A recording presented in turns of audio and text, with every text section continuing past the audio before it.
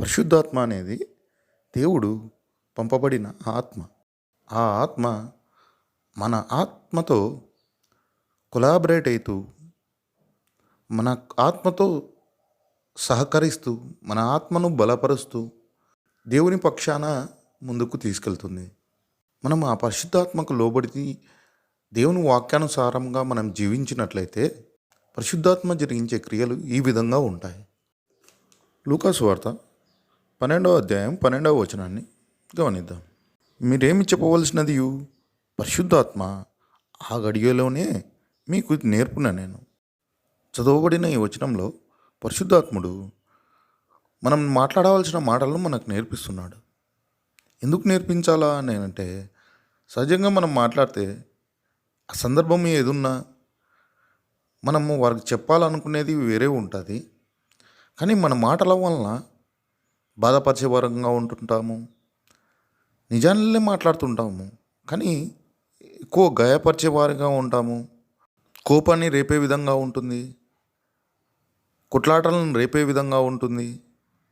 కానీ పరిశుద్ధాత్మ మనకు నేర్పించే మాటలు ఏ విధంగా ఉంటాయంటే సూటిగానే ఉంటుంది, కానీ అర్థమయ్యే విధంగా, వాళ్ళ ఆత్మ పరితాపం చెందే విధంగా పరిశుద్ధాత్ముడు మనకు మాటలని అందిస్తాడు. ఇంకా 1 కొరింథీ 2వ అధ్యాయము 15వ వచనాన్ని పరిశీలన చేద్దాం. ఆత్మ సంబంధి అయిన వాడు అన్నింటినీ వివేచించును, కానీ అతడెవని చేతనైనాను వివేచింపబడ్డాడు. తెలియజేయబడిన దేవుని వాక్య ప్రకారము ఆత్మ సంబంధి అయిన వాడు అనగా ఆత్మవాన్లో ఉంటే అతను అన్నిటినీ వివేచించును. అంటే ప్రతిదీ గ్రహించగలడు, తనకు ఉన్న స్థితిని గ్రహించగలడు, ఇతరుల యొక్క పరిస్థితులను గ్రహించగలడు, ఇతరులకు జరగబోయే కీడైనా మంచి అయినా ఆత్మ అతనికి తెలియజేస్తుంది. అంతేకాని ఈ ఆత్మ సంబంధి అయిన వాడు మాత్రము ఇతరుల చేత గెస్ చేయబడ్డాడు, లేదంటే ఎక్స్పెక్ట్ చేయలేరు. అతను ఏ విధంగా ప్రవర్తిస్తాడు అనేది అతనికి కూడా తెలియదు. ఎందుకంటే అతనిలో ఆత్మ ఉంది, పరిశుద్ధాత్మ ఉంది. అదే అతన్ని నడిపిస్తుంది.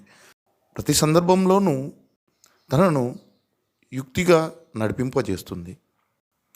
కాబట్టి ఇటువంటి పరిశుద్ధాత్మను మనందరికీ మరణిశ్చయంగా అనుగ్రహిస్తానని లూకాసు వార్త 11వ అధ్యాయం 13వ వచనంలో సెలవిచ్చిన ప్రకారము మనము ఇటువంటి పరిశుద్ధాత్మను పొందుకొని పరలోక రాజ్య వారసులుగా ఉన్నట్లు ముందుకు సాగాలని ప్రభు పేరిట మిమ్మల్ని వేడుకొనుచున్నాను.